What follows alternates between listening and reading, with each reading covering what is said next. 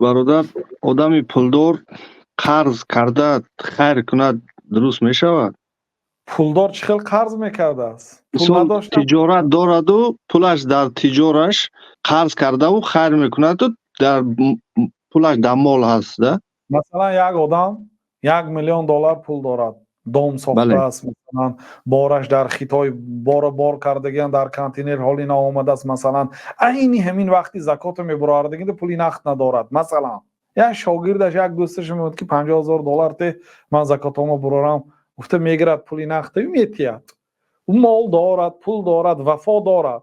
بعد یک خانه که فروخت میتیدیم این پولی زیادکی دارد، من هیچ گپی ندارد برادرها. یعنی وضعیت دیدید. یعنی سوال شما، یعنی آدمی پولدار قرض گرفته خیر کند اجازت است، یعنی که ظاهرش خود یک چی است لیکن وضعیتش دیده میشد. بله قرض گرفتن اجازت است اگر آدم وفا داشته باشد. پیامبر صلی الله علیه و سلم میگه من اخذ اموال الناس یرید اداءها ادى الله عنه، کسی که مال مردم را گیرد مرادش برگردانیدن باشد الله ادا میکند. و من اخذ اموال الناس یرید اتلافها اطلفه الله عنه، کسی مال مردم گیرد با مقصدی ندادن. فقط یه نوع فریب است، گدایی کردن نمیکند و برای من خیر کنید نمیگد و قرض داده استید میگد.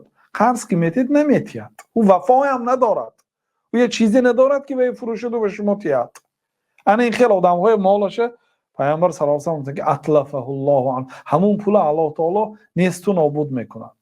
این ظاهری حدیث دلالت میکند که قرض گرفتن ممکن است. پیامبر صلی الله علیه و سلم پیش از وفاتشون از یک یهودی رفته جو قرض گرفتند و جو وقتی که قرض گرفتند جوشنی خود را در نزدش به گراو مانده. یعنی گفتن که اگر رفت و من پولی این جوشن ها را آورده ندیهم، همین پولی جو را، جوشن از آنی تو میشه. جوشن قیمتتر بود از اون جوی که پیامبر صلی الله علیه و سلم گرفتن.